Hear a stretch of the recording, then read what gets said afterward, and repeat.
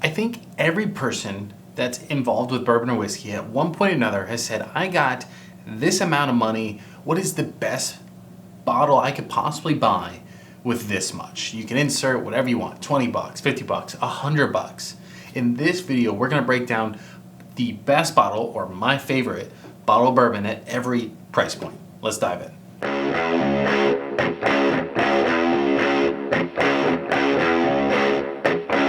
First up, let's dive into the budget range. This is in the $20 to $30 price range. We're gonna go with the Benchmark Full Proof. Now I did a little toss up with this one and the Old Granddad 114, but really what it came down to was the proof, and personally I more like the cherry flavors in this one.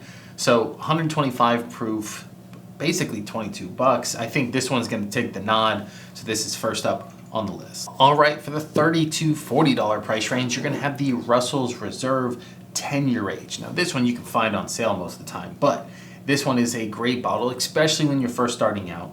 Decently priced. It's got the 10-year age statement, 90 proof. It is a solid bottle. In my opinion, drinks well above the 90 proof with all the spice in it, but for that price range, this one is making the cut. All right, $40 to $50 price range is going to be the Eagle Rare 10-year. Now there was not a list I made before where I typically would include Eagle Rare simply because it was not as available as it is now. Now I see it on shelves. It's more frequent to see it, MSRP prices. So I think it's fair to start adding this in the list because it now is becoming more available. For typically around $40 to $45, it is a solid pickup, one of my favorites. Coming from the Buffalo Trace lineup, it's got all the oak you could possibly want. It's still sweet, still approachable. I am pumped this one's becoming more available, but definitely gonna be my favorite in that price range. All right, $50 to $60 price range, we're gonna have the Still Austin Cask Strength Bourbon. Cask Strength right at basically 52 to 55 bucks, 116 proof. Fantastic bottle. It's also craft, coming out of Still Austin, obviously Austin, Texas. It is a fantastic bottle. The only downside some people say is this is a lower age statement. It's 2-year age, but that Texas heat does all the work for you. It doesn't need to be aged 4, 6, or 10 years. This one's perfect the way it is. Again, one of my favorite bottles just in general, but especially at that price point. I think this one is an extremely good value. But again, to each his own. This price range is also the hardest to pick, but I went with this one because this is the bottle I go to most often in that price range. As you can tell, it's almost gone. All right, next up, $60 to $70. I have the New Rift 8-year bourbon. Now this one, I don't know if everybody would agree with me. Personally, I love the New Rift products. The 8-year bourbon is definitely my favorite of the lineup. I wish it had a little bit more proof, but it is a bottom bond. It's 100 proof. Mash bill on this one though might be why I like it so much. It's a 65% corn, 30% rye, and 5% malted barley. I think it has a decent amount of rye that really brings a spice. It makes a great old fashioned. A little bit on the pricier side in general for bottles, but I think for what you're getting, personally, I would pick this up again in a heartbeat.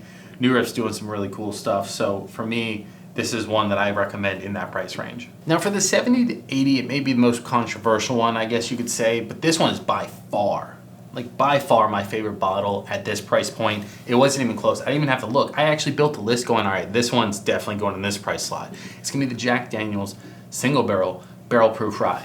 Now granted, I did wait to buy this bottle. I waited until I found the highest proof point I've seen on it because I hear the higher proof ryes are fantastic, and I completely agree. This one was 134.5, and as you can tell, it is sadly gone. Again, I drink my whiskey. I love this bottle. I will 100% be buying another one. Hopefully they come down a little bit in price because I'd love it to be cheaper, but 100% in the $70 to $80 price range, I won't be passing it if I see anything in the 130 proof point range. Again, the whiskey's fantastic too. It made an argument for it, but that rye was something special.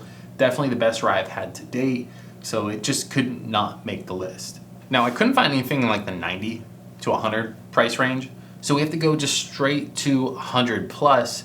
And that's where it becomes harder for me to recommend things. I personally like a ton of bottles over 100 bucks, but a lot of people don't want to spend over $100 money on bottles in general. So, and I get it, right? Because $100 is a lot of money, especially when you can get everything else on this list for less. So I wanted to go with a pick that I thought was more available, widely liked by everybody, at least in my opinion.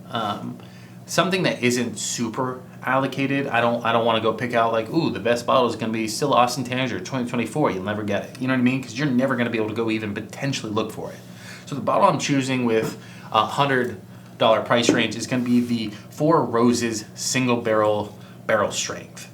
This one is coming in at 61%. This one in particular, just if you're curious, is going to be a single barrel pick from Wild Whiskies. It is a OESF, 75% corn, 20% rye mash bill with 5% malted barley. It's also a 11-year and 3-month age. This one is fantastic. It's what I would consider, like, without names, without hype, without any of that stuff, drinking this blind, you would think it fell into that allocated category. It is complex, it's sweet, it's red fruit, it is fantastic.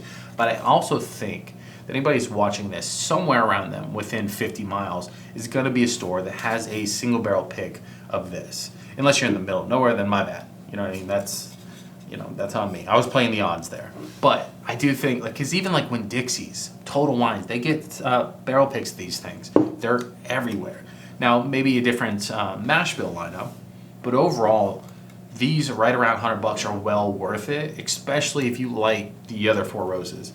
I mean, past $100, I can go on and on. I wouldn't think it's fair to most people because most people are not going to go buy those. But I'll make a video on that for everybody that wants to see above $100 price range. We'll dive into that stuff maybe later on. But again, you can let me know. And of course, down below, let me know which bottles do you agree with, which bottles do you not. What's your list? What's your favorite bottle at every price point? You know, let me know down below. So sound off. Again, if you like videos like this, make sure you like, subscribe, do all that jazz. And ladies and gentlemen, I will see you on the other side. Peace.